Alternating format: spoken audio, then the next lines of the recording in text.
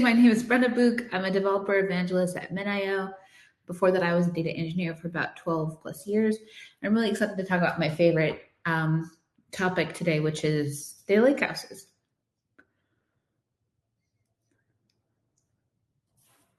Cool. So we'll get into it. My talk today is about integrated catalogs, specifically for on-prem, but also hybrid Iceberg lakehouses. The catalog I'm talking about, and I'll go into more detail as we go through the slides. I'm talking about an Iceberg catalog, which is a requirement for any kind of Iceberg deployment. So we'll just get started. I'm gonna get my slides big because they're like really small for me, at least. Over here, too. Okay, so this is just an agenda for what I'm going to be talking about. I'm going to go over how enterprises like yours can make data enterprise ready. What I mean by that is data that's unified, it's centralized, and it's ready to actually extract information and value from. So it's really important. We all know, especially any of the fellow data engineers in the audience, that data is a requirement for successful AI ventures. So this is part of preparing that data for that execution. And I'm going to talk about the security and cost considerations for on-prem Iceberg. So assume that you've joined me today because you have some interest in on-prem or hybrid deployments of Dremio and hopefully on-prem object storage like Min.io AI Store. But if you are coming to this topic brand new or still have some reservations about why this type of deployment makes sense, hopefully these slides will give you a sense of the reasons why people are deploying on-prem and why it might make sense for your organization to do so too. Next, I'm going to just go over some lessons that we learned from embedding the Iceberg catalog within our object storage. And this is just to give you an idea of the lessons that we learned from this process and why you and your organization might want to embed the catalog into your infrastructure. Because what we learned about doing this process and what we benefited by will benefit your org too. So I'm also going to talk about zero copy share, especially for hybrid use cases, because I've been hearing a lot about that. And I just wanted to outline in the way that AI store or object storage in general can accomplish this. Well, I think this is one of the coolest features of a data lakehouse in general. So I wanted to highlight it as something of interest to almost everybody in this market and discuss how this can be implemented in an actual architecture diagram. It's a high-level architecture diagram, but it can still give you a sense of how all lakehouses can accomplish this. And in fact, why it's useful. And then I have a little demo for you of our embedded Iceberg catalog, the topic of our talk today. So I have a little demo of what that looks like. And so hopefully I'll share it with you today. All right, so first step, we're going to talk about making your data enterprise AI ready. I talked a little bit about what exactly that means, but I want to go to how to accomplish that now. So we all know that AI demands huge, vast quantities of data. And really the effect or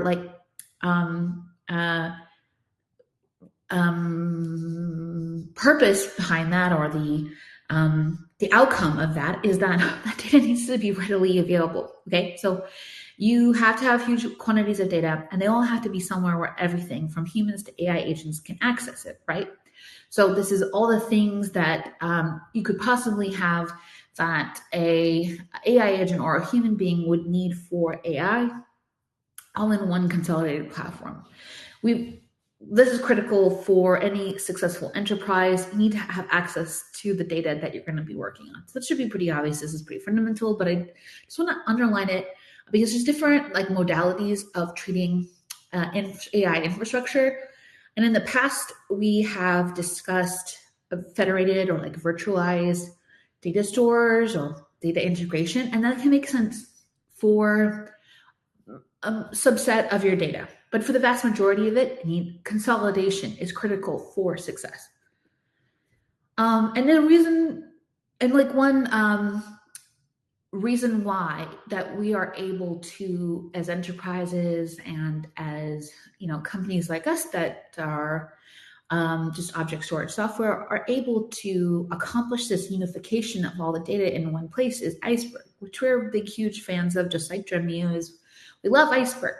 And the reason for this, that Iceberg has really emerged as a de facto table format.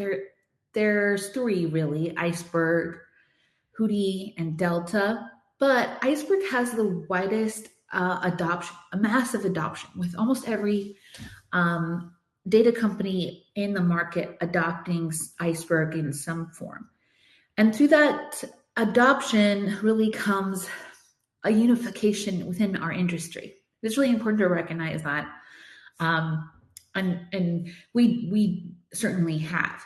And Iceberg is also one of those unifications in a different way, because through this data format, or this file format, or this table format, really, we're able to, especially if you have your catalog embedded directly into where you store all your Iceberg tables, you really have a possibility of unifying all your structured and unstructured data into one central table format, which is really incredible and really exciting, frankly, for the future of lakehouses in general. I'm going to go into more detail of what I mean by that second type of unification, because we're all familiar with the first. Everyone's heard Iceberg during these sessions, and I'm sure on your regular life and on LinkedIn, and the Coursera workloads for data engineering. It's everywhere. Everyone's talking about it.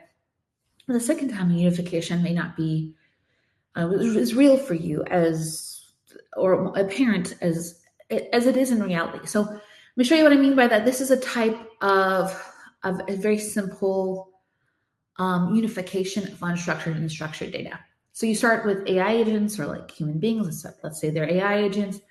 They need to query over all your data in one spot, regardless of whether it's structured or unstructured. So here in this AI stored tables example, we have some very traditional database fields like asset ID and asset type, but you also have the S3 object location for unstructured data like videos or PDFs or GIFs or any other type of unstructured data. And in the simple version, it's a full object path. But like in a enterprise context, this is probably going to be a vector to a specific location in object storage. This is really exciting. If you have embedded your object storage, so your Iceberg catalog within your object storage, you actually open up another realm of possibility, because now you have this possibility of having all this information all in one data storage platform. So it's really interesting. I think it extends the unification. I didn't get that. Oh, could you try again? Sorry, that scared me. I think it extends the unification across what we've come to enjoy about Iceberg.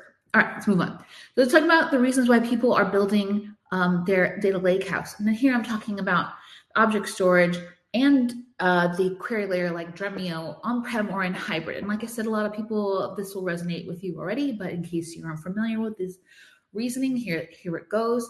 So, on a petabyte scale, the cloud introduces two categories of problems that really matter directly for Iceberg deployments. And we're not talking about small deployments or in fact Glacier deployments, because it might make sense to have those up in the cloud. Like Glacier deployments where you aren't taking the data in and out are a perfect candidate for the cloud, because the expense of a cloud data lakehouse really come with transactions. So we're all familiar with egress fees, which is when the charges you get when you extract your data from the cloud onto wherever you want it to go, to another cloud, on-prem, wherever. But some organizations never take their data out of the cloud, but there's still a possibility of them getting eaten alive by transactions. So in a really hot data lakehouse, we have lots of transactions occurring. You'll start to see, or the organizations that are in this position start to see their cloud bills going up and up, because these cloud providers charge for get inputs onto object storage, which is the foundation of the data lakehouse. I'm sure that there's been other speakers today, in fact, I know, that have defined a data lakehouse for you, so we'll go into that. But every time you get input on top of your object storage, you're getting charged. And at a certain threshold, which we'll discuss, in our research, it's about 5 petabytes of data, which isn't that much, of really hot lakehouse data, these two challenges start becoming really super apparent. So that's the cost unpredictability. The second, of course, it probably is obvious, is about data control and compliance. So these are, like, for example, I live in Vegas, and the casinos have regulatory compliance reasons for keeping, or requirements for keeping their data on-prem. So it has to stay in the state of Nevada where gambling is legal, and it can't move out of state. It has to be kept here. And so they have massive data centers here in Nevada. And that's just one type of regulated industry that does a lot of workloads on their data. I mean, they think of all the player cards and the information they're harvesting at the restaurants, their parking lots, all that goes into a massive data engineering, analytics, AI work streams upstream of that data collection. But it's all on-prem. So we're talking about, we're not just talking about casinos, we're talking about the DoD, insurance companies, power, electric, any kind of utility companies, municipalities, local, state, municipalities that require data to be kept nearby, all this stuff. So just because it has these regulations around it doesn't mean it's not valuable. It's incredibly valuable. So we have to think, are these organizations that are like afflicted by regulation, maybe get the opportunity to have regulation, like our partners in Europe who might have a GDPR concern, or California with the right to be forgotten, or any of these regulations that I've been talking about. These are all opportunities to think of on-prem not as a physical location, but as an opportunity to take what we learned from the cloud and bring those principles on-prem. So it's not a physical location, it's about software decisions that make a stack cloud native. Hopefully that makes sense. So these are the two main issues we hear about when we hear why people are moving on-prem or using a hybrid deployment for their whole lakehouse stack, their query engine, their object storage, their open table format, its affordability at scale, and its cost control compliance. All right, so there are layers. So just like anything, just like tiramisu, there are layers to security. The first and primary best case scenario for security or a highly sensitive deployment is an air-gapped architecture. Both Dremio and Minio AI Store can be deployed in a fully air-gapped environment, 300 feet underground, covered by concertina wire. If you deploy these architectures, these pieces of software together, they will work just as the day you installed them without any open network. So that's physical isolation. That we're talking about no inbound or outbound network routes into the sensitive data. Your catalog, your query engine, your storage, all your tables, they live on the same isolated environment. Then the next layer is in your encryption task. So you need to make sure that your data at rest is encrypted as well as your data in motion, and both Dremio and AI Store, for example, have that type of encryption. But this type of full life cycle of your data encryption means that both your metadata and your data files are encrypted end to end, even within inside your private network. So really, really important. The next layer, a little bit further up the onion or tiramisu, is about namespace and IAM and role-based access control. So this is access that is scoped right down to the table. You could say like team A only can query tables starting with sample or tests, right? Or, AI training jobs only can read from these tables. This is actually really critical for multi-tenant environments, of which modern object store and Dremio really thrive in. So this layer is perhaps more comfortable if you're not like in a truly secure environment. This might be where you live. Next, I want to talk about object immutability and retention. So worm, which is write once, read many, locks prevent data tampering. So this is like legal holds where certain data needs to be locked without any changes for, let's say, a certain amount of time or a certain number of transactions or whatever the requirement might be. And this is the kind of feature of all object storage, which is what kind of reliability that has made Lakehouses so prominent among data engineering, data architects, and just our zeitgeist on data, right? This is one of the reasons why Lakehouses can claim to be so reliable, which is a feature of all modern object storage offerings. And it's a layer to security that's worth discussing. Finally, we're talking about audit logging and compliance. So anytime you have a transaction in a highly regulated environment, that needs to be logged somewhere and easily available if requested. And so you have to make sure that both your query level and your object storage can meet those requirements for audit logging if security is an issue. And frankly, although this is layers where to highest to lowest, everybody is concerned with security. So these ability to roll back into the transaction log is critical for whatever layer of security that you find acceptable. So this is especially the case in regulated industries, healthcare, finance, government, like I was saying. All right, moving on. This is my actually favorite slide. I sometimes joke that I always have this slide in my decks because I wish I could just show this slide and then just walk out of the room, because I really feel like it's the most impactful one. This is an analysis that we did from about 200 terabytes of data to 100 petabytes. And so I really want to, this is kind of small for me, so it's probably maybe small for you too. I just want you to focus on the area chart on the top right, in blue and red. And so I just want to point out that the public cloud is blue and ASR is red.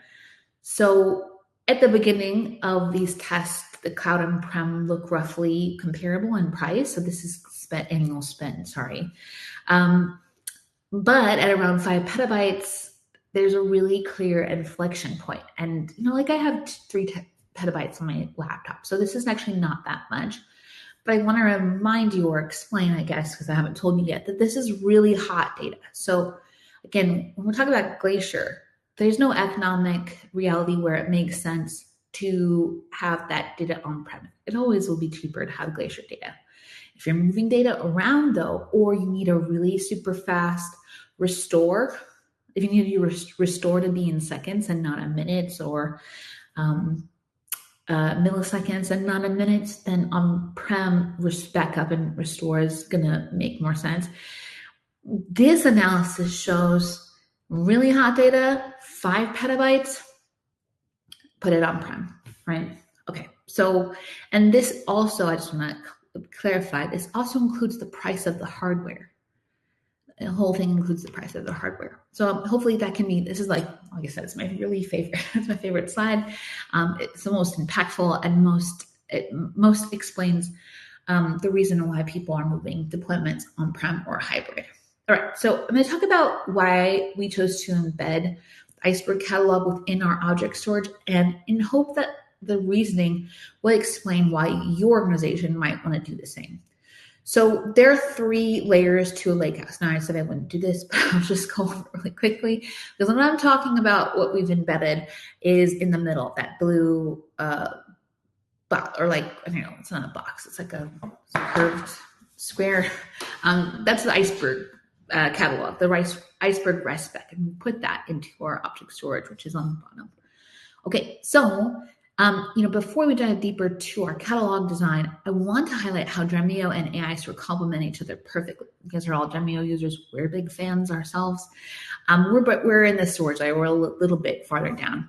The benefits to pairing are putting us with them is that Dremio brings in the intelligence layer, SQL accelerations through reflections, semantic layer that makes data accessible to business users and self-serve analytics. AI Store provides the foundation. So we're kind of like we're at the bottom of the ocean looking up at all the action above in the query level. But even so, and we're sometimes forgot, this layer is very important because your lakehouse is only as fast as your underlying storage architecture. Your query engine's performance matters, and that's why we love Dremio.